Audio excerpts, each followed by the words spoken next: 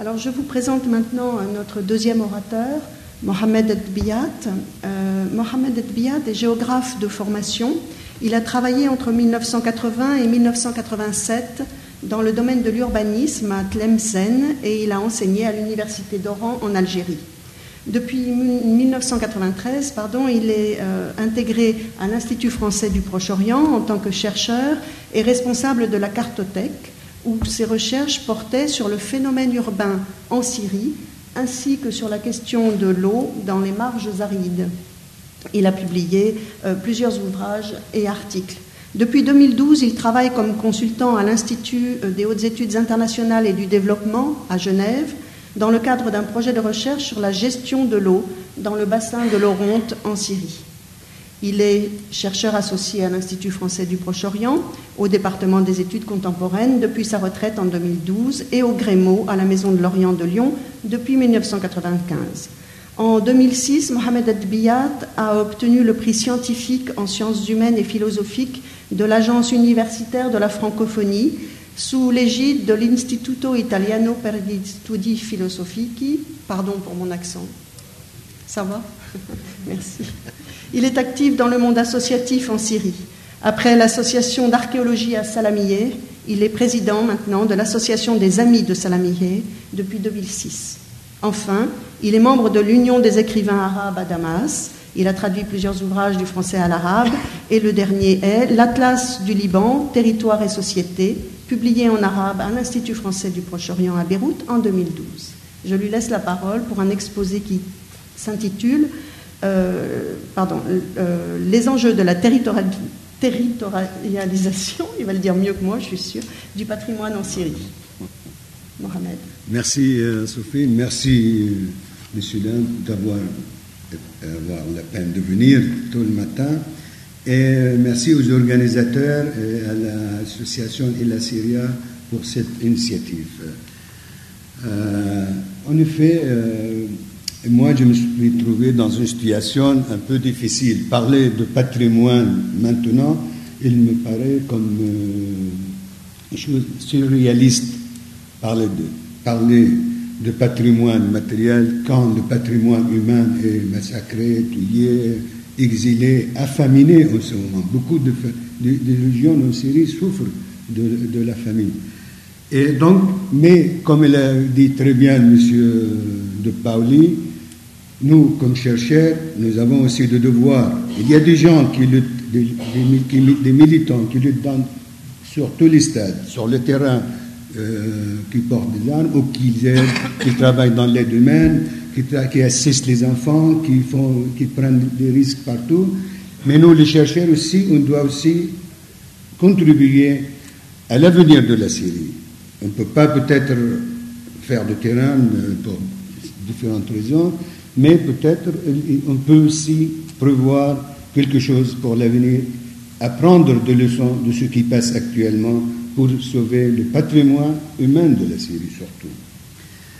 Donc je vais essayer d'être rapide et évoquer les préoccupations. Peut-être sont mal organisées, mais ça peut aussi aider à comprendre comment on peut faire pour le post-conflit des idées que nous sommes parvenus comme géographes, pas comme archéologues. Voilà. Alors, en effet, ce qui m'a poussé aussi à évoquer la question du patrimoine, c'est aussi l'absence d'aucune responsabilité envers le patrimoine syrien, comme il a montré déjà notre collègue Cheikh Moussa. Ainsi aussi, donc, la destruction qu'on a vue, les pillages qui connaissent la plupart des sites archéologiques en Syrie, comme c'était le cas aussi en Irak, plutôt. Donc, mais malheureusement, alors aussi, cela montre l'échec de la politique de la patrimonialisation en Syrie et sa défiance de rendre le patrimoine une partie de la culture syrienne. Quand on voit vous allez voir, si vous visitez le site de la Direction générale d'Antiquité, vous allez voir des cartes qui montrent actuellement, des très belles cartes qui montrent les pillages, les destructions, les sites endommagés partout en Syrie. Alors, ce n'est pas seulement dans les zones contrôlées par l'armée l'armée de l'opposition, c'est aussi dans toutes les zones. Partout, les pillages existent. Alors, où est le problème, ce n'est pas seulement, c'est-à-dire le chaos, les chaos et les rebelles, mais c'est aussi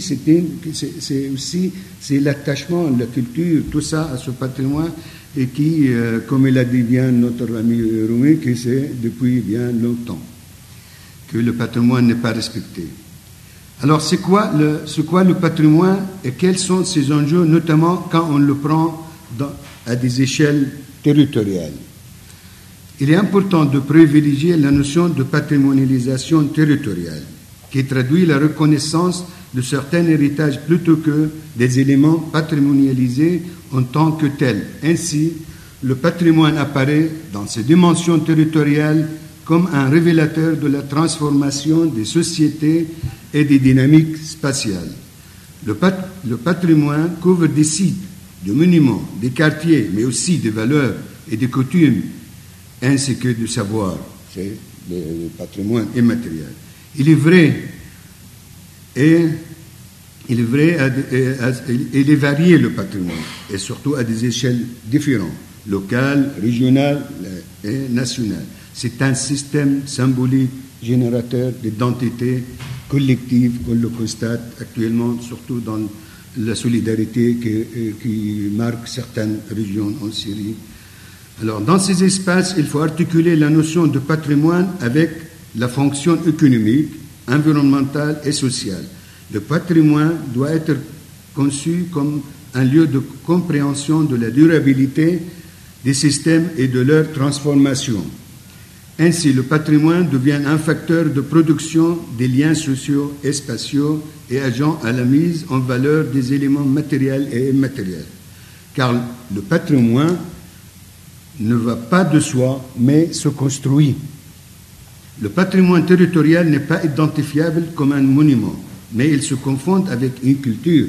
C'est ça, c'est l'ensemble du patrimoine dans un territoire, avec une culture, une ambiance, un paysage et une atmosphère particulière. Ainsi, les critères définis par les organisations internationales, telles que le Comité patrimonial à l'UNESCO, qui ne doivent pas être le seul acteur de la labellisation patrimoniale. Cela risque de rester dans le cadre de la touristification de patrimoine, car on constate souvent dans plusieurs pays, dans la Syrie, une concomitance entre les lieux touristiques et patrimoniaux, ce qui tend à musifier aussi le patrimoine. En Syrie, au vu de la longue durée de construction territoriale, la réflexion sur les enjeux de la production et de la valorisation patrimoniale des espaces en Syrie s'articule aussi avec la recherche archéologique, d'où le besoin de prendre en compte la nécessité de valoriser en Syrie la recherche sur la territorialisation de patrimoine spatial, matériel et immatériel, l'espace vécu en quelque sorte. Alors, plusieurs régions méritent d'être classées comme patrimoine. C'est pour ça, voilà, je vais faire une petite présentation de quelques sites que je pensais que ça peut attirer l'attention pour l'avenir comme patrimoine territorial, que sont négligés soit par les autorités, soit même par la population. Voilà, la Syrie, le climat syrien et la géographie de la Syrie est influencée beaucoup par les conditions climatiques, surtout par la pluviométrie. Comme on voit à l'ouest, il y a plus de précipitations et à l'intérieur, c'est la steppe qui occupe plus de 55% du territoire syrien. Mais tout le territoire syrien est riche en patrimoine, est riche. Il a toujours été habité. C'est un lieu de croisement de toutes les civilisations que la Syrie a connues. La grande majorité de la population se trouve à l'ouest. Alors là, voilà, il y a ces quelques éléments. Je vais parler du jardin, je vais parler des aires hydroarchéologiques, des aires archéologiques, des steppes, de la transhumance, des réserves naturelles et de l'habitat. Si on parle des jardins, Et on a beaucoup aussi des espaces qui sont négligés dans la définition patrimoniale classique en Syrie et même peut-être ailleurs. C'est plus développé dans les pays du Nord que dans les pays du Sud, cette histoire de préserver des espaces naturels. On a ici les jardins de Homs. Ce sont des jardins qui existaient depuis l'existence de l'Orient, je crois, depuis l'existence de l'homme dans cet espace. Et ces jardins sont aussi menacés, pas seulement de la destruction actuelle, même avant, par le mitage urbain, par la spéculation foncière, etc. Ils occupaient environ 1000 hectares sur les deux rives de l'Orient, 600 sur la rive est, et 400 sur la rive ouest. Donc là se trouve aussi après le quartier Baba Amr qui a été détruit avec même ces jardins. On voit à Hama aussi. Hama, pareil, les jardins de l'Orient à Hama aussi sont aussi menacés par l'extension urbaine et méritent aussi d'avoir l'intention. Alors, l'eau, l'eau était très importante pour l'existence de l'homme, que ce soit sur les cours d'eau en Syrie, les connus l'Oron, Barada à Damas, l'Euphrate, les petites rivières sur la côte, mais aussi dans les steppes. On voit dans les steppes des aménagements hydrauliques anciens qui méritent aussi d'être patrimonialisés et respectés et maintenus. Voilà, on a, par exemple, les nourrias sur l'Orient, jusqu'à maintenant, n'ont pas été classés. Pourtant, c'est un héritage de l'humanité, à mon avis. Donc là, c'est un travail ancien sur les nourrias. Et presque toutes les nourrias sont disparues, sauf quelques-unes dans la ville de Hama qui ont été gardées comme lieu touristique. Là, on a des nourrias rurales qui se trouvent dans la campagne, mais aussi, il y a aussi des nourrias très importantes au niveau urbain qui assuraient l'alimentation en eau des jardins et aussi les habitants. Là, par exemple, dans l'Orab, un nouria qui est détruit, qu'on n'a plus que les constructions.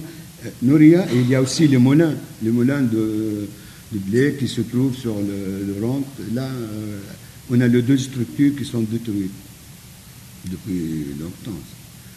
La plus belle nouria de Hama, dans le quartier, en face du quartier Kilani qui est disparu avec ses nouria aussi. Et là, on est à côté de Tel, là, c'est une nouria qui alimente la ville en eau. Là, il y a une carte intéressante qui montre l'emplacement aussi des canats en Syrie. Les canats sont les systèmes de tunnels souterrains qui a permis l'agriculture irriguée même dans les zones arides et semi-arides. Là où le travail qu'on a mené avec la Maison de l'Orient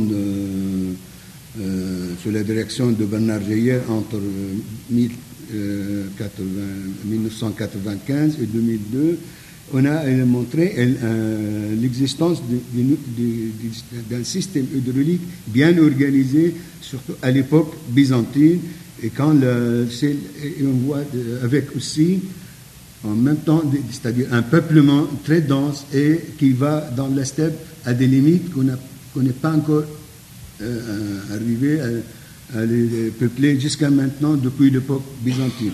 Là, on voit le secteur du canal, le système, comment ça se passe à un canal, rapidement, voilà le tunnel et des canaux qui se terminent aussi avec des bassins pour accumuler l'eau quand l'eau est abondante et pour l'utiliser pendant les saisons sèches et où la distribution entre zones irriguées et ville. Là, on est à côté de la ville d'Andarine. Donc là, cette canal alimente la ville et les terres. Là, un exemple très intéressant d'un village et d'un canat qui est pris aussi, il y a une photo prise par le survolant qui montre la série des puits et qui allait alimenter une petite plaine pour l'irrigation. Donc, aussi, alors il y a les sites archéologiques méritent aussi d'être classés pas comme monument en tel, mais aussi comme région, c'est-à-dire le site et sa région. On a déjà comme territoire ou comme espace archéologique, on n'a que les villes mortes qui sont classées. Je ne vais pas en parler. Mais il y a d'autres aussi phénomènes en Syrie qui peuvent aussi être classés comme région patrimoniale. On a par exemple là une série de citadelles qui se trouvent dans les marges arides au bord de la steppe qui appartiennent à l'âge de bronze, puis ils ont été occupés plus tard à l'époque ayoubide, à l'époque Mamlouk, etc. Voilà un exemple d'une citadelle qui s'appelle Hawaï, c'est à l'est de Hama, au bord d'un plateau basaltique. Et là, on a c'est Al-Rahaya, une citadelle de l'âge de bronze, et de l'époque aussi ayoubide. Ruba de l'âge de bronze, et la citadelle de Salamieh, qui est très connue, Chnanis, mais qui n'est pas classée encore. Un autre phénomène que nous avons découvert lors de notre recherche avec la Maison de l'Orient en Syrie, c'est un phénomène très intéressant. On a découvert un long mur qui s'étend sur 210 km, qui va de l'est de Ibla, dans Djebel de... C'est là, il commence ici pour traverser, voilà, c'est la limite de la steppe, la limite entre la steppe, la Badia, et la zone de Mamoura, c'est-à-dire les zones de cultivateurs, et qui va il traverse la route de Homs ici pour s'arrêter sur l'Anti-Liban, ici. Et on voit dans la photo, alors, ce qui reste de mur, et là, qui nous a permis de le suivre tout sur son trajet. Alors, il y a aussi un patrimoine naturel et humain, c'est-à-dire matériel et immatériel, qui mérite d'être classé. C'est la steppe en Syrie. La steppe, avec ses monuments, on a ici par exemple des kites pour chasser les animaux. Ici, on voit le bras de kite avec la chorale ou le cercle, comme l'appellent certains. C'est en plein steppe en Syrie. Et on a aussi le mode de vie des Bédouins.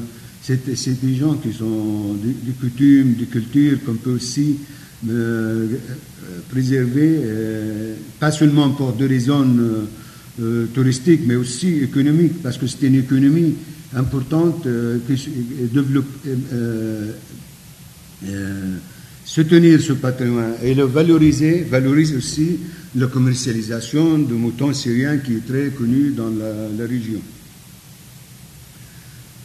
Même, vous voyez là, ce qu'on voit ici comme décor, on l'a trouvé aussi à Jadat al-Mghara, dans le site des dessins du 9e millénaire qu'on a trouvé sur le bord de l'Euphrate, qui ressemble à ces dessins-là que vous voyez ici. D'autres aussi, il y a des réserves naturelles, pas seulement les forêts sur la côte, il y a aussi à l'intérieur. Je prends un exemple rapide, c'est sur la montagne de Balas qui se trouve dans la chaîne palmyrienne du Nord, et qui est très connu par ces pistachiers sauvages qu'on appelle le bottom. Et le bottom, c'est une appellation que l'on trouve dans les tablettes de l'âge de bronze, bottom, parce que l'huile de bottom était très connue, donc ça mérite aussi d'être valorisé, exploité comme l'huile d'argan qu'on entend beaucoup maintenant au Maroc. Et aussi, ça peut développer des associations, et surtout pour les femmes dans la région. Enfin, il y a aussi l'habitat. L'habitat en Syrie, on a toujours parlé des sites archéologiques, de l'habitat, mais peu on parle de l'habitat en terre. Derrière moi, il y a eu 2 tentatives intéressantes sur l'habitat en terre en Syrie, une par l'UNESCO, un bouquin qui est sorti par l'Université de Florence, je crois, en Italie, sur l'habitat en terre dans la Syrie du Nord à l'est d'Alad. Et il y a aussi un travail qui a été encouragé par la Société Total sur l'habitat, qui voulait valoriser aussi l'habitat en terre en Syrie. Alors, mais à part l'habitat en terre, il y a aussi un phénomène en Syrie intéressant qu'on trouve des maisons, des grands propriétaires abandonnés et négligés dans les steppes, des maisons souvent à 2 niveaux. C'est à l'est de Hama, vous voyez ça, c'est des maisons. Et tout ça, c'est détruit ou parfois été occupé par les villageois ou abandonné. L'habitat en terre, là, vous voyez, c'est un village sur un site de l'époque byzantine, c'est Cheikh Hilal, dans la région de Salamieh, dont notre association des amis de Salamieh a pu monter un projet de tourisme solidaire en collaboration avec, soutenu par la coopération suisse et aussi la délégation européenne en Syrie. Alors, c'est un village, alors une photo prise avec les survolants, et on voit la structure du village correspond à la structure aussi au plan de la ville de l'époque byzantine. Mais on constate que la plupart des maisons, la majorité, 70%, sont détruites. Donc, comme par là, comme vous voyez, des maisons, parce que c'est aussi un lieu de migration, et surtout maintenant aussi. Alors là, c'est le projet de l'association des Amis de Salamieh. Vous me permettez, je fais la publicité. Mais alors, on a pu, entre 2008 et 2010, on a pu recevoir quelques centaines de touristes, environ 600. On a pu, dans 2 années, amortir le coût de la restauration de 12 maisons grâce à au système de tourisme solidaire, voilà, comme vous voyez là, avant et après la restauration. Et pour nous, parce que pour nous, le tourisme solidaire, c'est aussi une rencontre de civilisation. Alors, je continue encore un peu, excusez-moi, 2 minutes, 3 minutes. Alors, pour conclure, la construction de patrimoine est un processus complexe et pose le problème de déséquilibre entre les pays du Nord et du Sud. Cela dû à un manque de moyens et de capacités, ainsi que de l'information nécessaire à la soumission d'une requête de nomination auprès du comité de patrimoine mondial.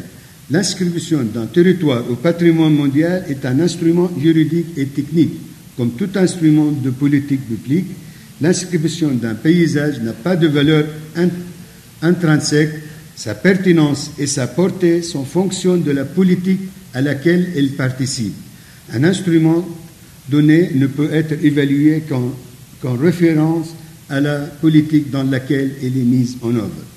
Dès lors, le rééquilibrage des inscriptions de paysages entre les pays du Nord et du Sud souhaité par la Comité de patrimoine mondial ne semble pas pouvoir être réalisé par une simple mise à disposition de moyens et d'informations facilitant l'élaboration de projets de nomination. S'agissant des paysages ou des territoires, l'intérêt de l'inscription renvoie principalement à son insertion dans les politiques agricoles, culturelles, sociales, etc. des pays concernés. Ainsi, les politiques post-conflit, que j'espère que va être rapide, doivent prendre en considération la culture de patrimoine qui risque de perdre le peu de place qu'elle occupe dans la société syrienne actuellement. Merci beaucoup.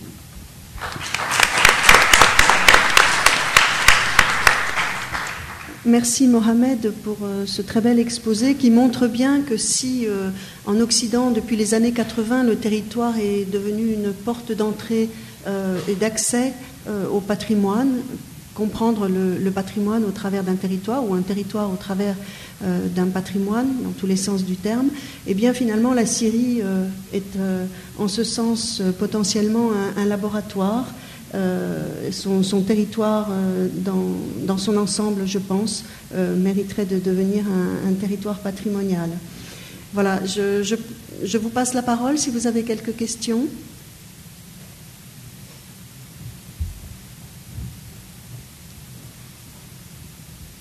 En parlant de territoire et d'intégrer des sites en fait au contexte environnemental, je crois qu'il y avait eu un projet suisse de route entre les villes mortes dans le Djebel Siman, le Djebel Barisha, pour relier donc ces villages byzantins. Enfin, moi, ce que je voyais en 2010, c'est qu'effectivement, il y avait des itinéraires, il y avait des brochures sur ce qu'on pouvait parcourir en plusieurs journées. Je ne sais pas si les locaux étaient intégrés à ce projet. Peut-être vous pouvez donner quelques détails, vous le connaissez peut-être, mais c'était sur l'ensemble d'une région. Ce que j'ai également pu voir malheureusement dans les villes mortes, c'est des carrières sauvages en fait, qui détruisaient ce même environnement tout autour de ces villes byzantines. Djebel Barisha, Djebel Ala, et Djebel Zawiya et Djebel Siman surtout, quoi. Est-ce que vous avez... Oui, merci. Mais en fait, c'est le seul territoire qui a été aménagé comme territoire patrimonial. Alors, on a commencé par le classer, mais après, il y a eu aussi les Suisses qui essayent de faire des itinéraires, des randonnées, c'est-à-dire à pied, avec des plaquettes. Et l'IFPO aussi, avec la Maison de l'Orient, avec la mission archéologique franco-syrienne qui travaille sur les villes mortes. Ils ont aussi travaillé, ils ont mis des panneaux sur les sites qu'on va à cette ville-là. Il y a beaucoup d'améliorations dans ce sens, mais c'était un projet en cours qui est en 2010, c'était bien à l'époque, en 2010, mais maintenant, je ne sais pas, vous l'avez vu, certainement, il y a beaucoup de dégâts dans le coin. Oui, Anas. C'est un exposé très intéressant, mais j'aimerais bien savoir quelle est la relation avec la révolution syrienne, parce qu'il n'y a pas eu de lien, à vrai dire. Qu'est-ce qui se passe actuellement depuis 12 ans et demi? C'est-à-dire vous avez exposé des choses avant, mais la relation, est-ce que... Oui, moi j'ai dit au début, moi je voulais pas être surréaliste. C'est-à-dire, il y a... c'est un phénomène qui est absent sur le registre soit de responsables, soit de chercheurs, même en Syrie, pour travailler sur le patrimoine territorial. Donc il faut aussi, nous, comme chercheurs, on doit aussi contribuer à l'avenir de la Syrie. Préparer aussi, on ne va pas attendre que le conflit c'est fini pour dire voilà, on va faire ça et ça et ça. Je pense que c'est aussi le rôle, le but de ce colloque. Voilà. Donc, et il faut aussi, donc il faut aussi montrer l'importance de territoires archéologiques ou des territoires ou des choses qui sont déjà abîmées, pas seulement avec la guerre qui ravage le pays, mais aussi avant. Il faut apprendre des leçons et essayer de faire quelque chose. Oui, une question.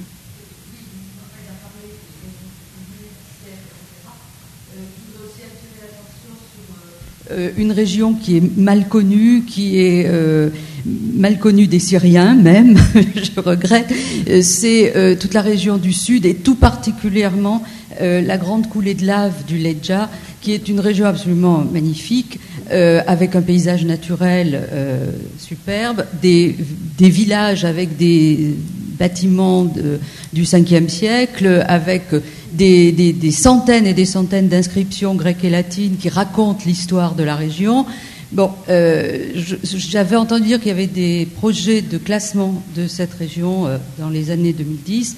Bon, je ne sais pas après si l'UNESCO a pris en compte cette affaire, mais là vraiment, voilà une région qui mériterait très franchement de figurer dans les projets de protection du paysage et du patrimoine bâti, parce que c'est particulièrement intéressant et en fait, il y a... c'est pas Franck qui va me démentir.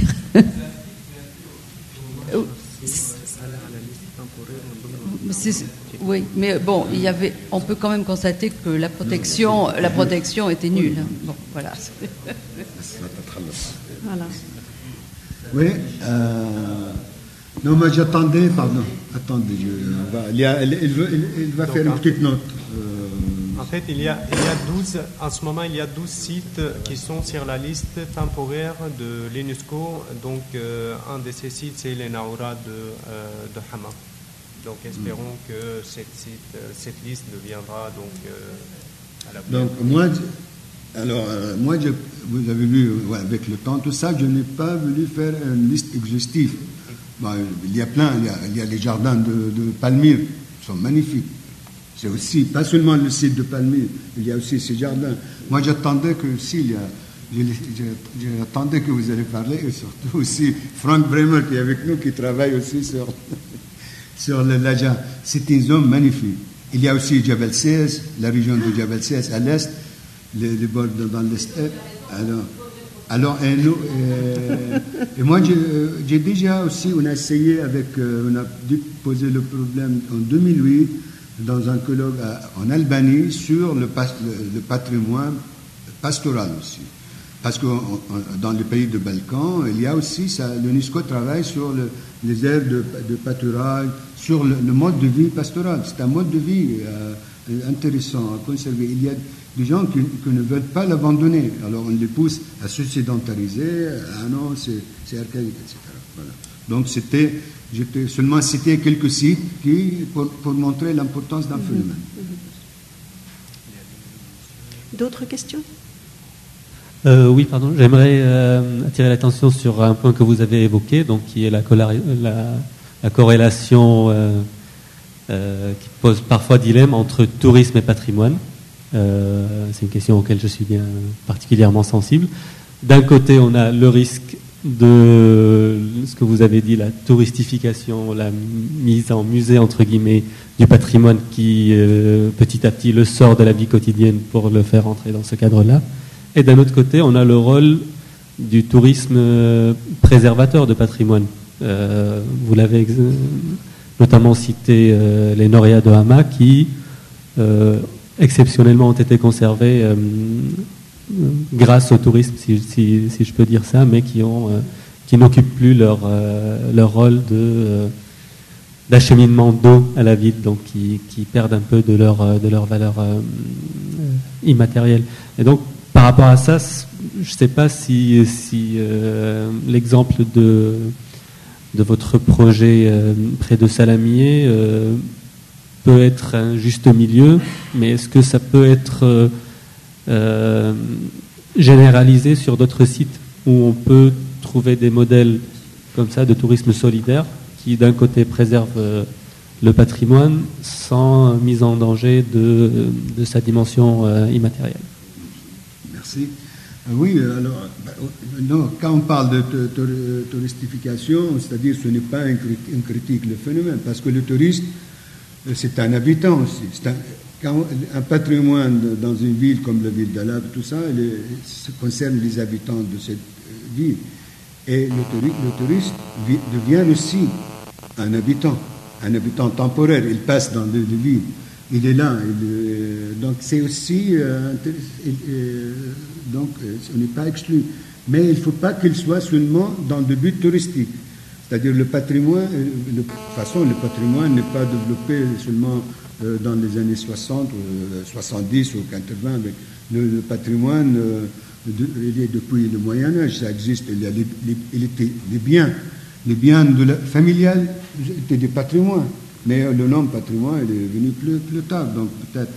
Et toujours, on est passé de biens, au patrimoine, on est passé du sacré au normal, on est passé de petit au grand, l'espace, tout ça. Il y a une évolution de patrimoine qui mérite d'être pris en compte. Mais il y a aussi, donc pour l'habitat en terre en Syrie, ça mérite d'être défendu, ça mérite aussi d'avoir l'attention, pas seulement pour des raisons touristiques ou solidaires, parce que déjà, la solidarité, quand on a parlé de tourisme solidaire, c'est aussi pour aider la population, parce que partout dans les villages en terre à l'est sont aussi dans des zones arides et semi-arides, sont des zones pauvres.